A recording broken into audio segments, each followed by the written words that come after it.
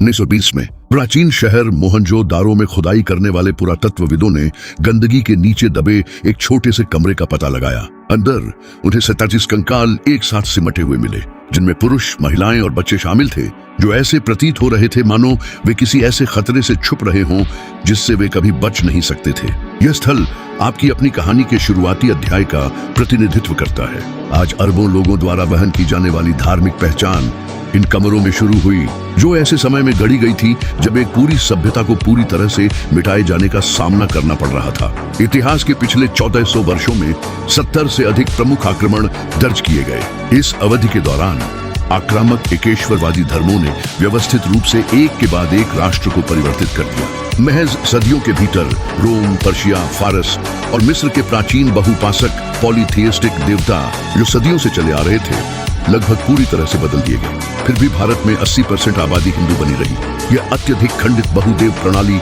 उन दबावों से बच गई जिन्होंने दुनिया के सबसे शक्तिशाली साम्राज्यों को नष्ट कर दिया। यह जीवित रहना एक विशिष्ट संरचनात्मक विकास द्वारा संचालित था। भौगोलिक दबावों ने सभ्यता को बिना किसी केंद्रीय कमजोर बिंदु के एक वितरित ऑपरेटिंग सिस्टम विकसित करने के लिए मजबूर किया।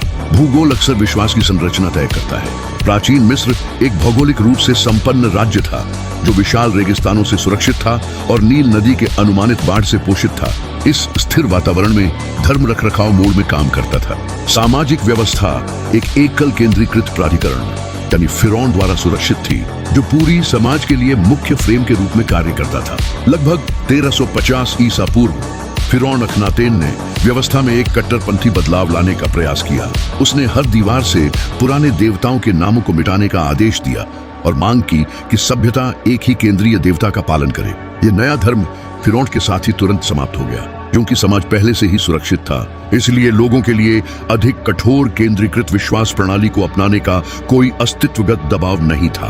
केंद्रीकृत वास्तुकला सुरक्षित वातावरण में स्थिरता प्रदान करती है, लेकिन वे नाजुक बनी रहती है। यदि केंद्रीय जाइडियन नोड हटा दिया जाए तो पूरी व्यवस्था ढह जाती है। इजराइल को इसके विपरीत वास्तविकता का सामना करना पड़ा। उनकी भूमि 470 किलोमीटर का एक खुला राजमार्ग थी, जो प्राचीन दुनिया की महाशक्तियों के बीच सैंडविच थी, जिससे यह आक्रमण का लगातार लक्ष्य बन गया। जब बेबीलोन की सेना ने 586 ईसा पूर्व में जेरूसलेम को नष्ट कर दिया, तो उन्होंने यहूदी पहचान के 3 स्तंभों, उनके राजा, उनके मंदिर और उनकी भूमि को मिटा दिया। जीवित रहने के लिए आस्था में परिवर्तन हुआ। भगवान को मंदिर से स्वतंत्र कर दिया गया और पोर्टेबल कानूनों, आहार और अनुष्ठानों में कोडित किया गया। इससे धर्म पोर्टेबल सॉफ्टवेयर में बदल गया, जिससे लोगों के दिमाग में पहचान बनी रही, भले ही भौतिक बुनियादी ढांचा जल गया हो। हालांकि इसने एक अटूट जीवित रहने वाला कैप्सूल बनाया, लेकिन इसकी सख्त सुरक्षात्मक सीमाओं का मतलब था कि यह प्रणाली तेजी से वैश्विक विस्तार के बजाय सहन शक्ति के लिए अनुकूलित थी। भारत में सिंधु घाटी सभ्यता ने ग्रिड शहरों का एक विशाल मानकीकृत नेटवर्क बनाया था। बिना किसी केंद्रीय राजा के होने के बावजूद उनके व्यापार की मुहरें और ईंट अनुपात 600 किलोमीटर तक समान थे। लगभग 2200 ईसा पूर्व वैश्विक वर्षा बेल्ट दक्षिण की ओर स्थानांतरित हो गई। इस बड़े जलवायु घटना ने एक विनाशकारी सूखे को ट्रिगर किया, जिसने नदियों को सूखा दिया और पीढ़ियों तक चला। जैसे जैसे नदियां सूखी, इन प्राचीन शहरों को बनाए रखने वाली कृषि प्रणालियां विफल हो गईं। लाखों लोगों को शहरी केंद्रों को छोड़ने और जीवित रहने के लिए विशाल उपमहाद्वीप में बिखरने के लिए मजबूर होना पड़ा। यह किसी सेना द्वारा आक्रमण नहीं था, बल्कि एक धीमी पर्यावरणीय तबाही थी।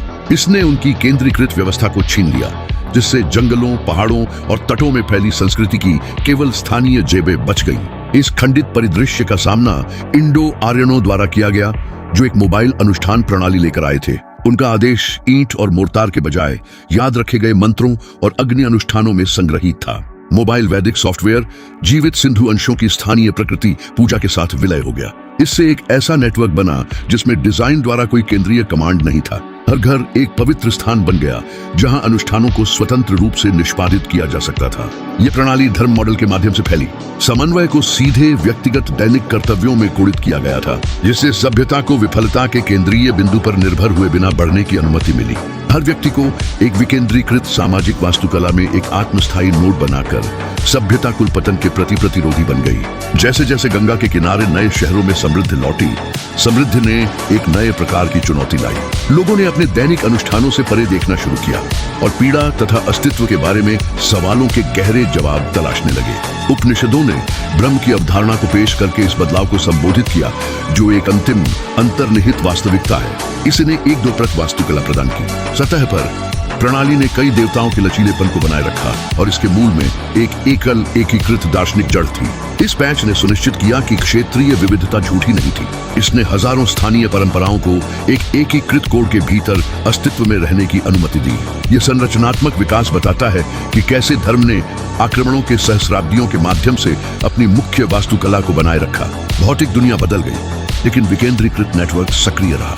हिंदू धर्म जीवित रहा क्योंकि इसने एक ही मंदिर की कमजोरी को एक पोर्टेबल विकेंद्रीकृत कोड के लचीलेपन के साथ बदल दिया। यह एक ऐसा नेटवर्क है जिसे तोड़ा नहीं जा सकता, जो साम्राज्यों के पतन के समय भी टिके रहने के लिए डिजाइन किया गया है।